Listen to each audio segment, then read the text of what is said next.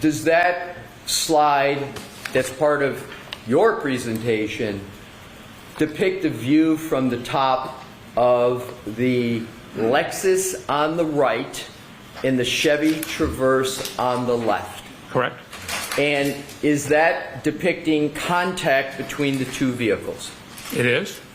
Now let's zero in a closer look, and that is a contact point. Am I correct?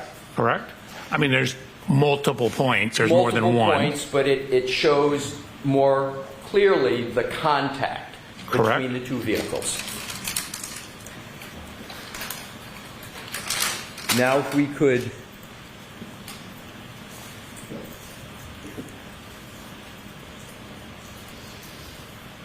the next, and that is number 91, Mr. Wolf. So, Your Honor, 91. I think these are just going to go in order for a few, and I'll keep announcing them. So, this is 91, same vehicles, just a different viewpoint. Is that correct, Dr. Welcher? Correct. This and the next slide. I just want to stay with this one. I just asked the question, does it show the contact? Right. So go ahead and answer now.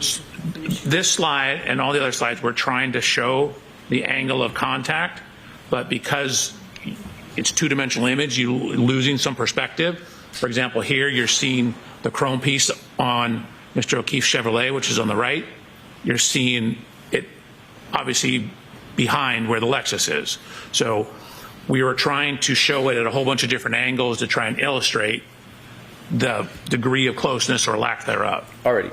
So thank you. Is it correct that on your direct examination you said in sum and substance, we looked at the degree of overlap and there's only about a 2 to 3 millimeters of overlap between the vehicles?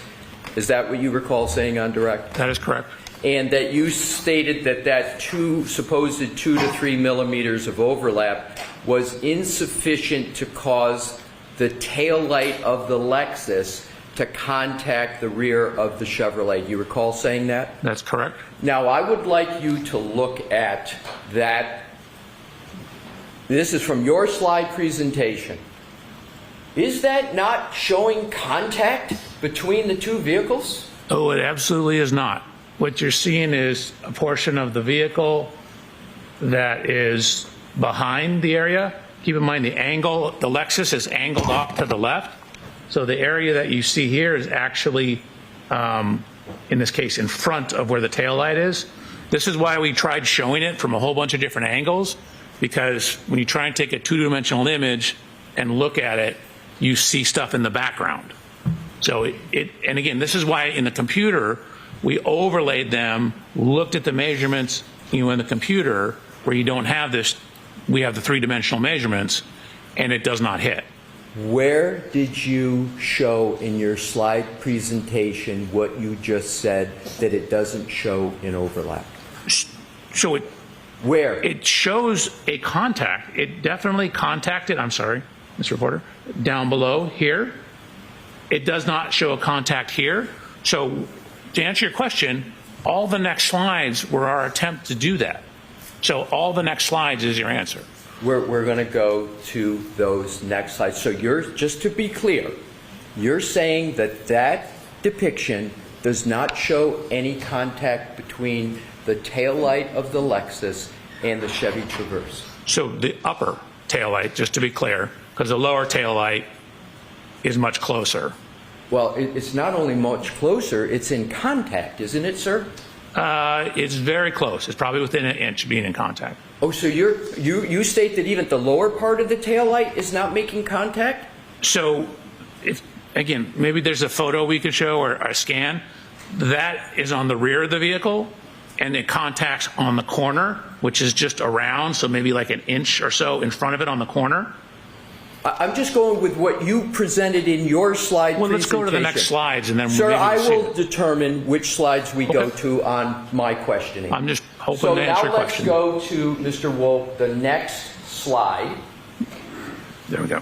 In your presentation, my question is zeroing in Are you saying that that slide does not show contact between the tail light of Ms. Reed's Lexus and any part of the Chevy Traverse? Yeah, absolutely.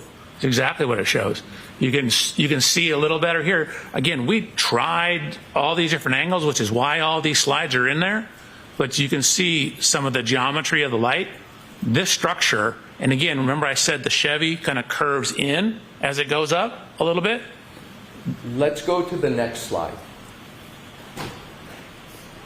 40. 40, yes, please.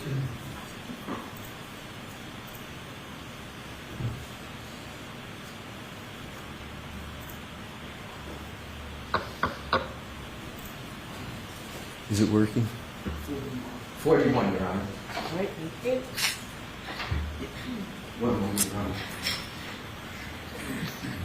That's Exhibit 41? No, I have a question, because that's not my slides.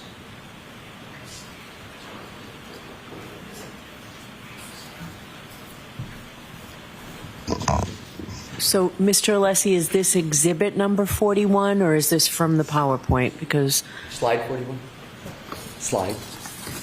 okay.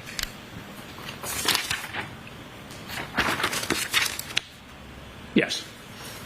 So I'm putting this up because I want to show an actual photograph of that tail light, and I would like you, sir, to focus on the quarter panel tail light in each. Do you see a jutting out of the quarter panel tail light in that photo? Do you see it jut out? So I don't know if you and I are talking the same thing. There are little fins here. Correct. Now, what I'd like to do is to go back to the depiction we were just looking at, and that depiction doesn't show the jutting out, does it? No, it does. Those are actually more on the side of the vehicle. You can't see them in this image. Correct. You But- can't see them. Hold on a second. I wasn't finished. But Sir. they are 100% there. We actually did special hand scans with a hand scanner of the taillight to put it back on to the vehicle. You say they're 100% there, but you can't see it in that depiction, can you? The jutting out that you could see in the two-dimensional one we just saw. You can't see it. I can't see who's behind that wall because it's being blocked by something. I can't see on the side of the taillight because it's on the side I can't see. It's being blocked. Sir, my question is simple. You cannot see the jutting out of the tail light in this depiction, can you? Correct. Okay, now let's go on to the next question in this topic. You could have easily solved what you consider to be the issues you had with trying to show it lining up, couldn't you, sir? You had an easy solution for that. I took the best solution. I'm not sure what you're You had referring to. 3D images, correct? I did. You could have shown and measured 3D images to get almost the exact contact point and almost the exact dimensions if you had just used the 3D images that you had available to you. Isn't that correct? That's exactly what we did. When I went through the video analysis, I showed you how we overlaid the point clouds, the 3D scans, on top of each vehicle. So we took the, we took Sir, the vehicles. please don't interrupt. Hold on. Your Hold Honor, on. he keeps referencing my hand and saying I'm doing something when I'm not, and I think that's distracting to the jury. So- I'm not interrupting him. Hold on. Let the witness answer the I question. am. I'm just holding my hand like this, Your Honor. He keeps saying that I'm doing Mr. something. Alessi, please. All right. Go ahead, finish the answer, Dr. Welcher. Again, in the photogrammetric analysis, I showed the video. I showed how we overlaid the point cloud on top of the video. That proves that the way we solved it, correct camera characteristics, matches. Otherwise, that would be distorted. We overlaid the scans of the Lexus into the photogrammetric analysis. We overlaid the scans of the scene into the photogrammetric analysis. We overlaid all that stuff into the analysis. We did exactly what you're suggesting. You could have easily addressed this issue by the following. If you really believe there was no contact or not sufficient contact, you could have produced a graphic that shows a gap between the two vehicles. A graphic, couldn't you? That's not a graphic. What is that? Sir, I get to ask the questions, and you are to answer them subject to the judge's ruling. So my question is, couldn't you have created a graphic that would have better shown the issue that you are creating or talking about today? That's my question. Couldn't you have created a graphic? We did. We created a whole bunch of graphics. You called what we just saw a graphic? Yes. Well, if there's a gap, why isn't there then something that shows a clear gap? Because when you have the angulation of the vehicles, you have perspective. When you're looking at it, even if you do a top down, you see everything projected onto a single flat plane. So you can't tell the height of things. So when you see things in this dimension, you can't necessarily see depth of things. So you lose in two-dimensional images, you lose one dimension depending on which way you're looking. That's why I showed it from all these different angles to try and show exactly what you're saying. We had graphics to do that. 3D images allow you to show perspectives for 360 degrees, correct? Is that correct? That is correct. So, none of what you presented in your slideshow shows the contact points from 360 degrees, does it? I don't understand your question. Are you asking if I showed it at every single, I went through 360 slides that showed it at every single degree?